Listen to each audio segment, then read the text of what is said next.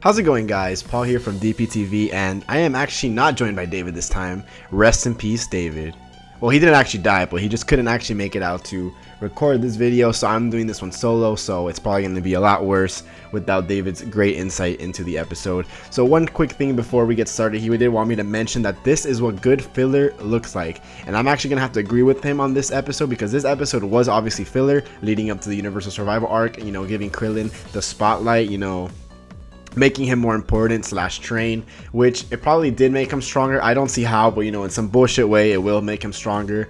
He has what made him stronger is maybe not physically but mentally stronger. Maybe he's not gonna let the past affect him anymore, which is like the moral of this episode, was that he was so like living in the past that even Tambourine, someone that he can one shot, that anybody, even Chaozu, could one shot, gave him trouble because he was so petrified from being killed as a kid. And I do have to agree, as this being a good filler episode, not only did it bring the nostalgia back for the classic Dragon Ball Z fans, it also brought back an element that is just good character development for Krillin, because in Dragon Ball Z we had a crappy filler most of the time, like, well, not always crappy, but like Goku and Piccolo learning to drive. That doesn't really add to the plot whatsoever. It's obviously a funny episode, but it doesn't really add to the plot. Just like the DBS baseball episode, it was great, funny, awesome episode. I liked it, but it had nothing to do with the story. Whereas this filler actually, builds up Krillin's character for the next arc, in my opinion, right? Because it's just gonna make him, more mentally strong. And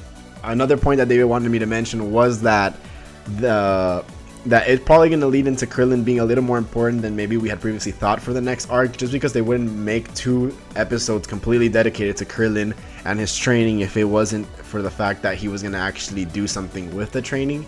And as I did predict, the technique did not exist, and I was completely right about that, so I'm really happy. And it is confirmed that it is rainbow weed that Roshi eats to stay alive.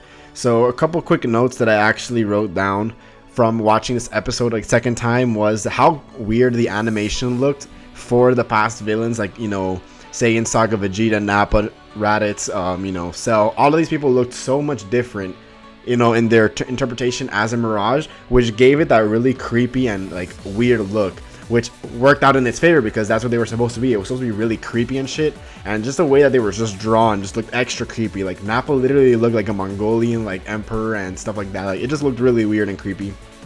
And honestly, I'm always okay with that because it did give it that creepy feel that it was supposed to do, because Krillin is terrified of these things, and he just gave him that really creepy look. We had the Tambourine flashback to Krillin getting his head knocked off with one kick. That would never happen anymore in Dragon Ball, but back in Dragon Ball Super, but in Dragon Ball, it was actually just a norm for that to happen, kind of thing. And I also really like all the flashbacks to the deaths, with Frieza, Cell, well, not Frieza, Cell, Frieza, Boo, and Dabura, the guy with the M that turned into stone. I forgot his name, but I'm pretty sure it's Dabura, or Damura. I don't remember his name. It's something like that. It's not Dabura, because then he's gonna do a dab and shit. But that was good because it helped get us into the vibe that Krillin was getting at, that when he was running away he was just thinking of all the times that he died. And not only that, the Ginyu Force, remember, they beat the living shit out of him. Guldo almost killed him if Vegeta hadn't interfered and one-shotted Guldo. He would have gotten killed by Guldo as well. So like all these people have just given him bad vibes, which I found really troll when Bulma came up and shit. That was really funny. Another thing, that since I'm not only going to give praise to the episode, the Super Saiyan 3 Goku just looks so horrible. Like, so bad. Like, I don't understand what is it with the animators that they just don't know how to draw Super Saiyan 3 Goku, because we saw the same thing in episode 5 when he fought Beerus for the first time.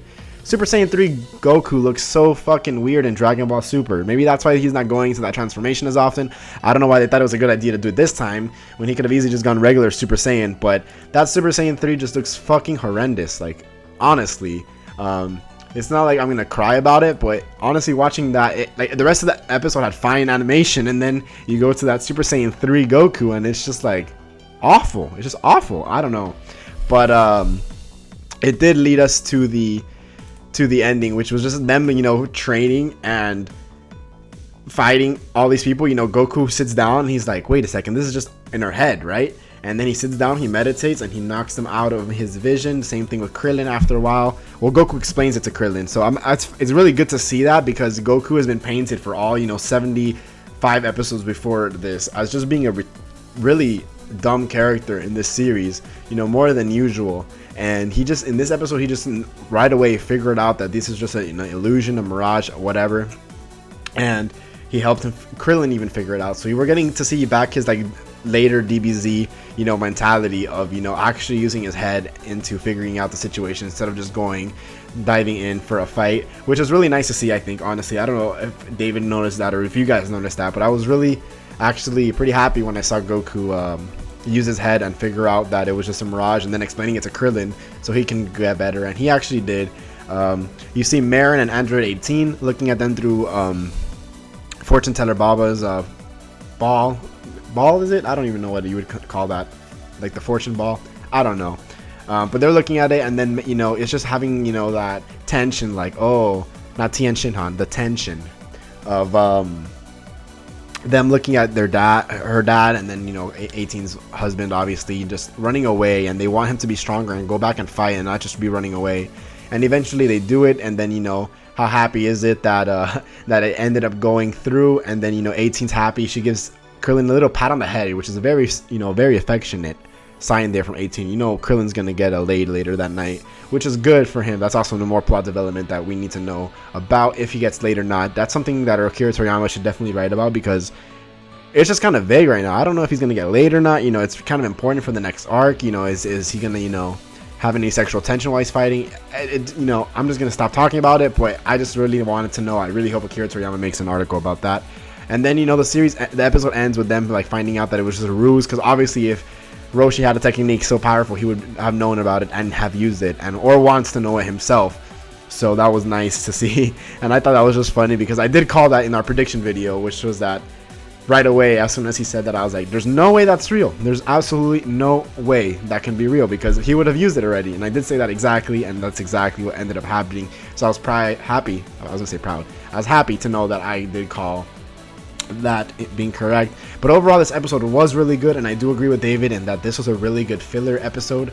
It really had a really good character development for Krillin, and for, you know, this is like a basis of what filler for future DBZ for Dragon Ball should be.